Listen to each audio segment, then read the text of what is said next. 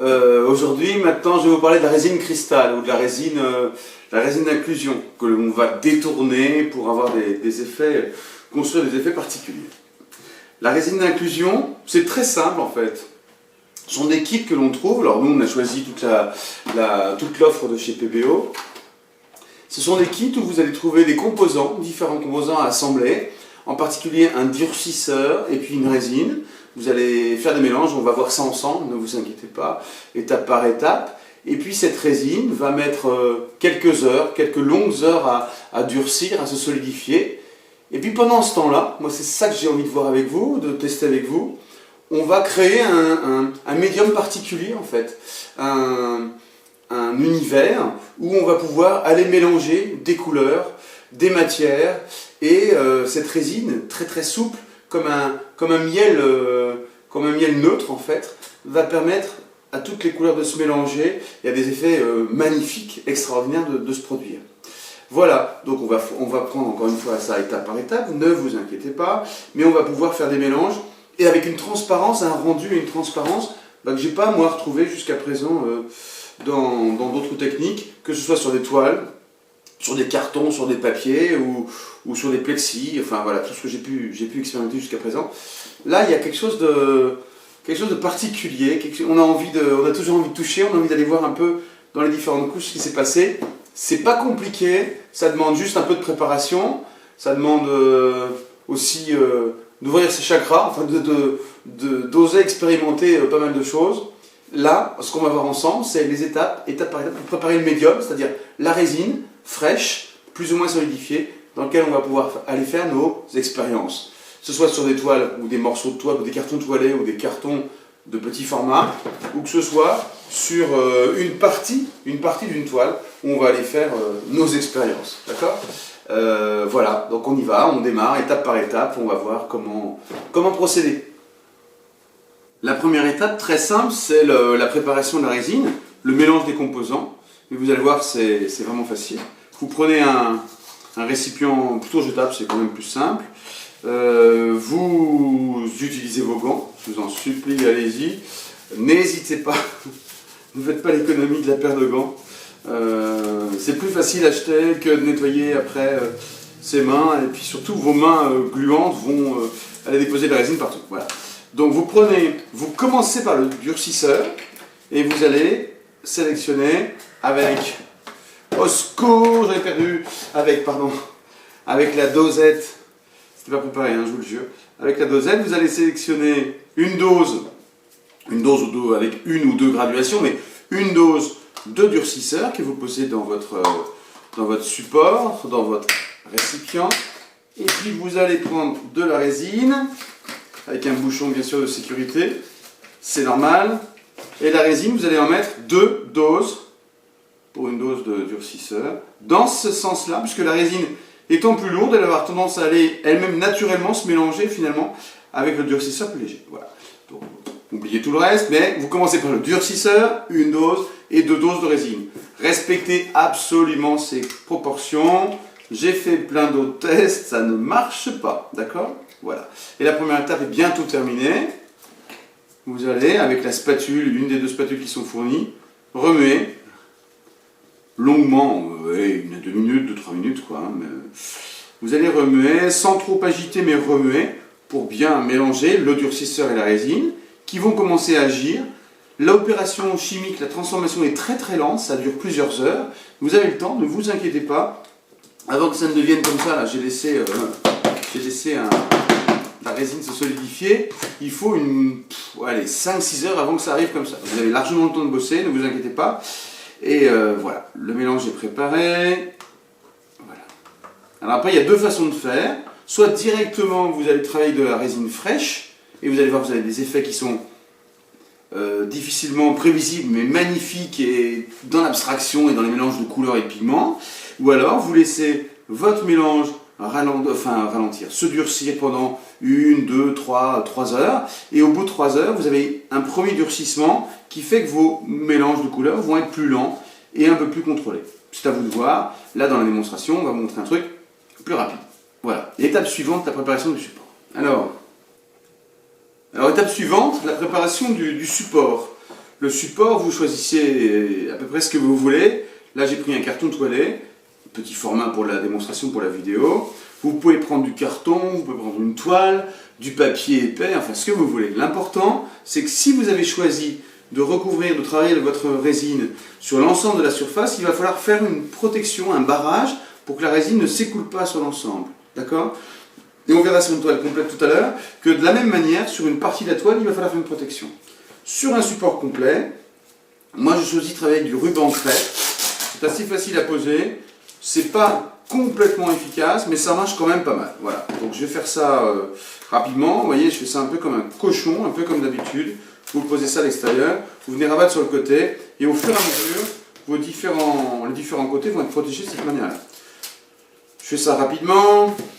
Voilà, vous collez. L'idée est de faire encore une fois un barrage, parce que la résine va avoir une tendance à couler, à guiler. Je ne sais pas si c'est un mot qui existe vraiment, mais guiler c'est bien pour moi significatif de ce que fait le miel sur une tartine, vous voyez. Et bien c'est pareil avec la résine, elle va guiler, et donc ça colle partout. Et donc il va falloir l'empêcher d'aller guiler sur l'ensemble. Vous voyez, c'est pas la peine d'être très très propre, ce qu'il faut juste faire c'est un barrage. Un barrage qui va de toute façon, la résine va s'insinuer dans toutes les petites fissures, les petits interstices. Et donc, là, on va simplement limiter, c'est ma vision des choses, bien sûr, hein, limiter la fuite de la résine. Et puis, au bout d'un moment, à force de solidifier, parce que je vous rappelle qu'en même temps qu'elle cherche à s'enfuir sur les côtés, la résine, elle se solidifie. Donc, au bout d'un moment, il y aura suffisamment de rigidité pour qu'elle arrête de fuir. Donc moi, ça me suffit, c'est très moche, c'est pas du tout académique, mais je vous assure, du ruban crêpe, posé peut-être un peu mieux que ça, mais voilà, ça suffit bien. Voilà, l'étape suivante, c'est tout simplement la pose, la dépose de la résine préparée à l'intérieur du support. Cette résine, je vous rappelle, soit vous venez de la préparer comme je viens de le faire, donc elle reste très très souple, vous voyez, très très très liquide, soit vous l'avez fait il y a 3-4 heures et elle est un peu plus solide. Alors évidemment pas comme ça, hein, mais elle est plus soluble, plus comme un miel épais. Et ça c'est... Enfin voilà, je n'ai pas de conseils à vous donner, on en parlera tout à l'heure, mais c'est en fonction de ce que vous voulez obtenir. Là je pars donc de la résine plutôt liquide, et je vais la poser, vous allez voir, c'est enfantin. Je la pose sur mon support. Voilà, et je laisse la résine prendre sa place, c'est-à-dire toute la place disponible. Ce qui est assez génial, c'est que... Alors ça, c'est une étape, encore une fois, complètement inratable. Voilà, voilà. Allez, je l'aide un petit peu avec la spatule. Hop, hop, hop, hop, hop. Et je peux faire ce que je veux. De toute façon, tout va se lisser, tout va se niveler, etc. Alors maintenant, on va poser les couleurs. Et pour poser les couleurs, d'abord, le premier principe, c'est que vous devez retenir des couleurs liquides. Donc moi, j'ai pris des encres. Vous devez choisir des encres. J'ai pris par exemple Colorex, une encre aquarellable très très simple, enfin très liquide. Et puis on doit prendre une encre ensuite qui est une encre à base de solvant. Parce que vous allez voir, c'est l'interaction entre les encres à base de solvant et les encres à base d'eau qui va faire qu'il va y avoir des mélanges de couleurs extraordinaires. D'accord ? Donc je vais d'abord poser mon encre Colorex par exemple, voilà. Bien sûr, comme d'habitude, je vais en mettre trop, hein, donc retenez le principe et ne retenez pas trop ce que je fais. J'ai pris un vieux pinceau un peu pourri, le manche d'un pinceau, qui a déjà servi pour les démonstrations, qui a séché depuis, et je vais aider l'encre, j'aide avec ça l'encre à se diffuser dans la résine. Et vous voyez, il y a une diffusion dans la résine, mais ça se fige, hein, voilà. Bon. Encore une fois, voilà. Je choisis des bleus parce que je suis dans ma période bleue. Et donc on a quelque chose qui est sympa, sur lequel on peut travailler, on peut venir faire pas mal de travaux dans l'abstraction ou même figuratif, assez sympathique, mais c'est quelque chose de figé, qui est intéressant.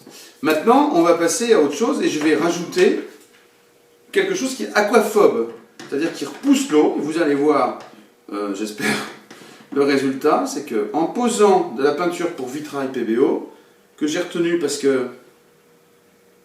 Alors je suis toujours dans l'excès moi, hein, voilà, j'en mets beaucoup. En posant cette peinture-là, j'espère que ça se voit bien dans la vidéo, mais sur place c'est déjà extraordinaire.